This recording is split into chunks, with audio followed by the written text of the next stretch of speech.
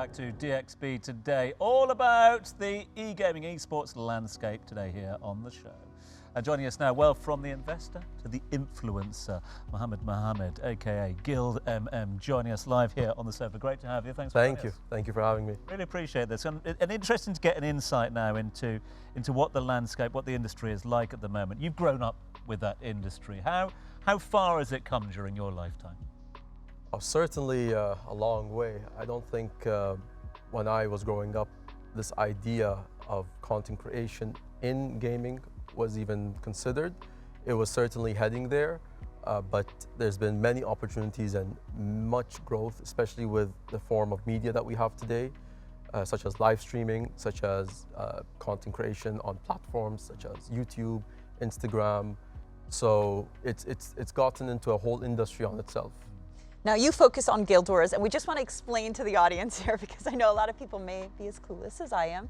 You live stream on Twitch, which means that for hours you'll be sitting there playing and people will be watching you. And you sit on an average day, what, 200 people? About 200 people on a good day, 150 average on maybe a bad day. So but it's just sitting there and watching you play. Watching me play a game, interacting with the viewers in the chat, sometimes hosting tournaments, hosting competitions for the people who play the same games that I do. But they want to get advice from you. They want to know how to better play this game, and you're known for Guild Wars.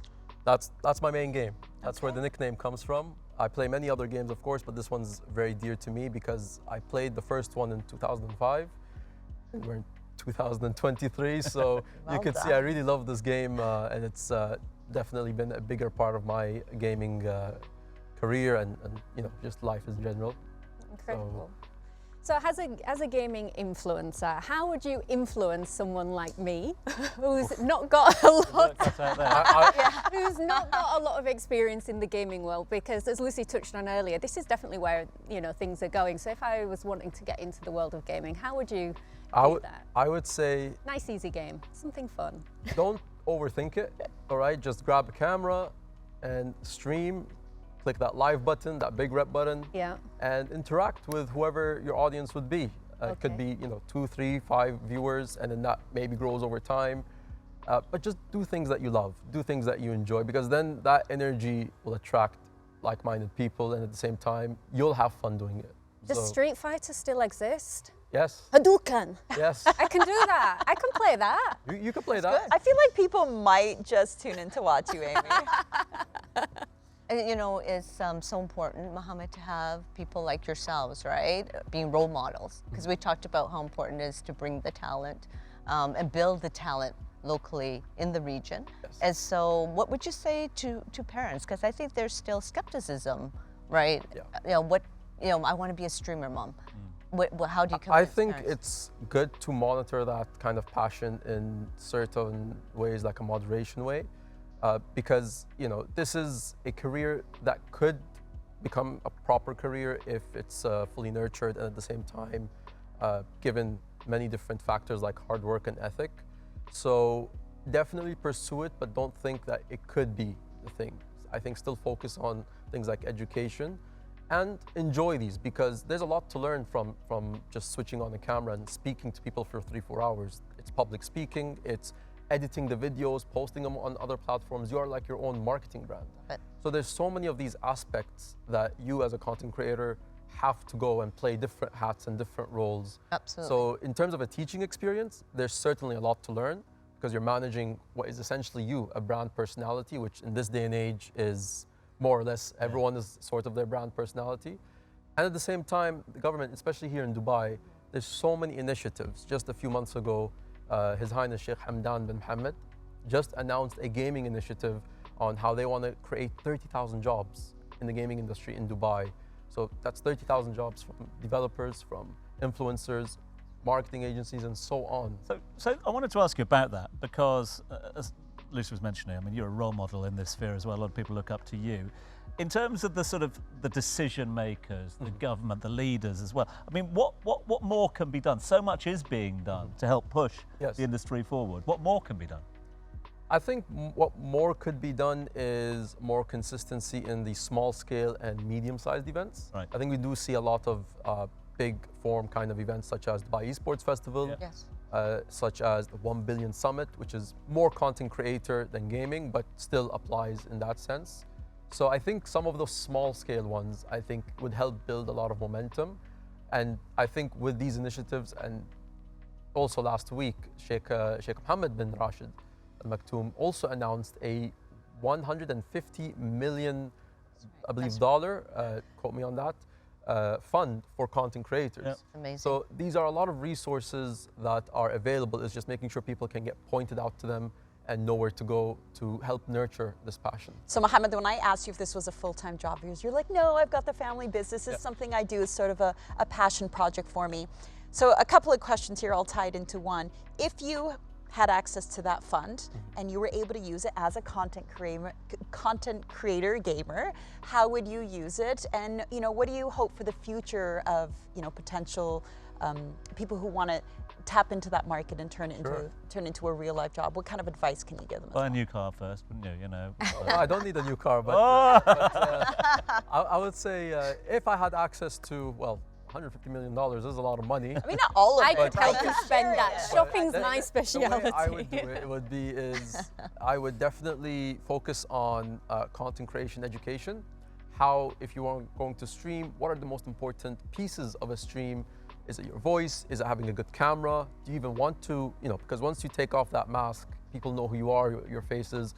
So teaching people these steps, what's it like to be a content creator in the gaming space? Because from just switching on the camera and speaking to the stream is one form of that.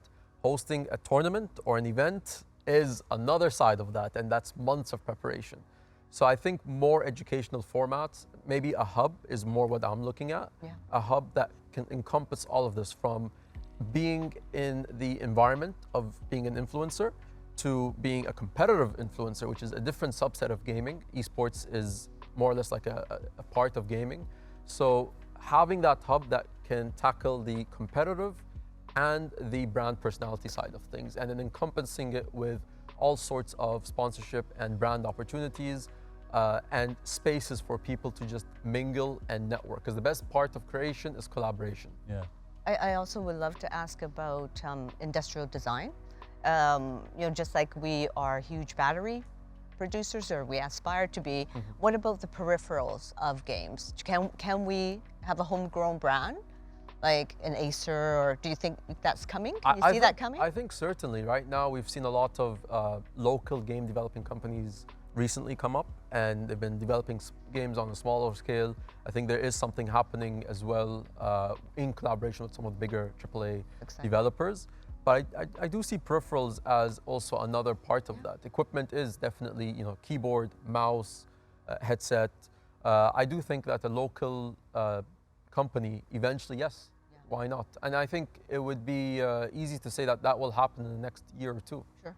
Incredible. Yeah, and just very quickly, I think less than 1% of games are in Arabic.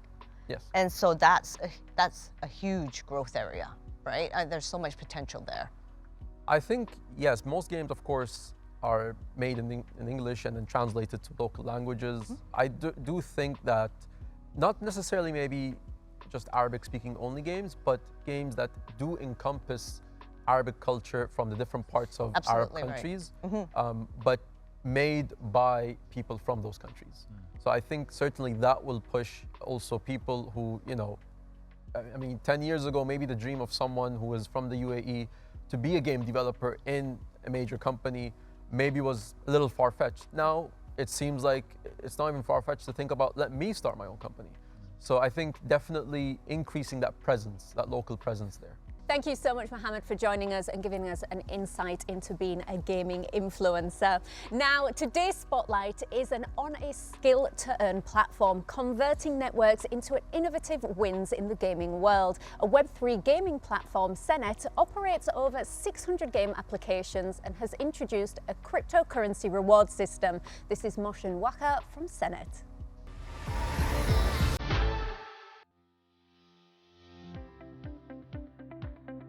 My name's Mohsen Waqar. I'm the CEO of Senet Systems. We have acquired 600 games over the past 3 years. I've been in gaming for the past 11 years.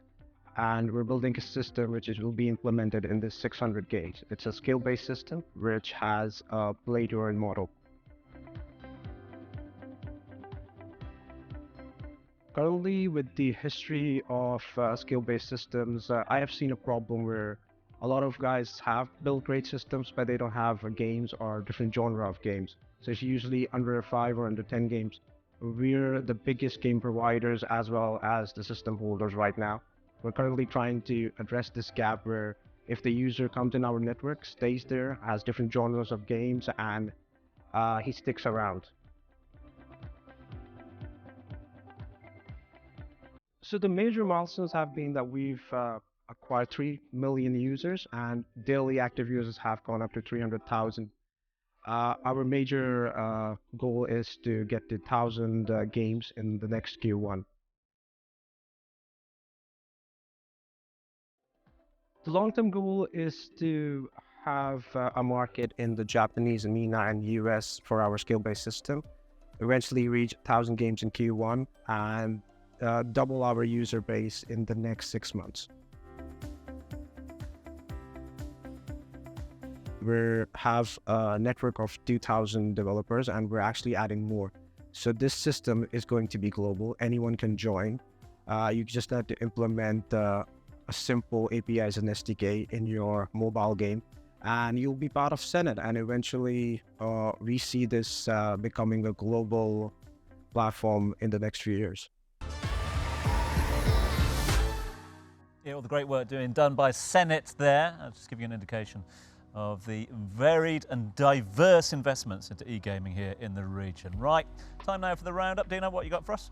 I am so excited. My roundup is all about Comic-Con 2024. I look forward to this event every year. It's going to be taking place in Abu Dhabi, and it's happening at the National Exhibition Center from February 9th to 11th. It is the region's largest pop culture festival. It's returning for the 12th year, now to celebrate movies, TV, comics, cosplay, art, anime, manga, and of course our subject today, gaming in the UAE. Now, of course, we usually save the biggest names for last, but there's already been a celebrity lineup announced. There's Pom Clemente, the French actress famous for her memorable performance as Mantis in Guardians of the Galaxy. There's Iñaki Godoy from the live-action adaptation of anime One Piece, and Frank Welker, the voice of Megatron in the Transformers franchise, and of course many, many more.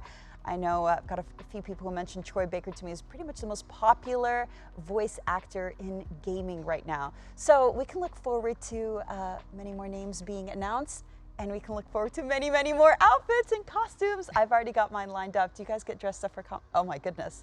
I looked at you guys. I was gonna ask you how you get dressed up for Comic-Con, and all of you. Look like I go to Comic-Con. Only Lucy is like that. Yeah. What you got going? Yeah. It is a very important experience for our family. We get dressed up. It is a big discussion. We plan out our day. Okay, tell me what your costume is. Do you theme it? I'm not surprising you.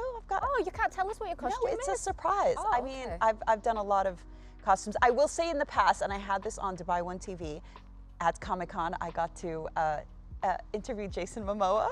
And it was a surprise. Now that would interest me. Yeah, see? Oh yeah. Finally got He's you on board. Aquaman, isn't he, or something? Lucy, you excited for Comic-Con? Yeah, I am. Yeah, it's one of my favorite events on the Dubai schedule. What do you do? Do you go to the panels? Do you see the artists? Okay, What's your favorite yeah, thing? I love all the panels, but one of my favorite things is the artist alley. And that's where you go down and you see all the different artwork.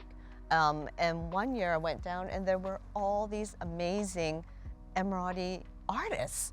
And I'm like, where have you guys been hiding? They're incredible, aren't they? Amazing, amazing. And they'll do live animations, like while you're standing there. You can buy them, you can support them. It is really, I mean, I think you go in there and you tap into a whole new world. And I think it's so exciting to go there and see thousands of people dressed up. Yeah. It's like nothing.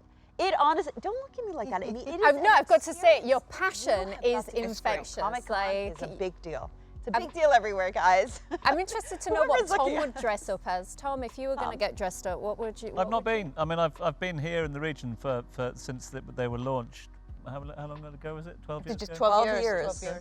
I remember the first one here in Dubai. I remember the buzz then, and it's grown and grown and grown. It's outgrown Dubai. It now has to go down to Adnec because they needed a bigger space. But I've never been.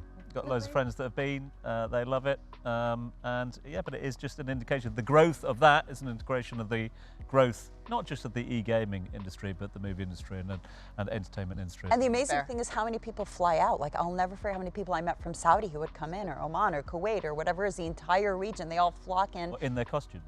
Absolutely, they get dressed up. You have no idea how. You don't want to be on that plane, do you? By the way, there's a yes. Chewbacca behind you. They obviously do not arrive dressed up in the airport, although who am I to say that or make that assumption? But there's even, there's costume competitions and stuff too, and they perform as their character, as we saw Amy do earlier today. And you have to How do you do that though? If you're coming in from abroad and you come as a knight with a big sword or something, how do you check that into hand luggage? Yeah, you need a lot of extra baggage. A lot of extra baggage to come. And explanations. Exactly. Incredible. Well, coming up, we discuss how one can create a career from gaming with the CEO of Minatech Entertainment. Plus, Jay Abo shares his latest tunes inspired by his visit to Sri Lanka. So stay tuned.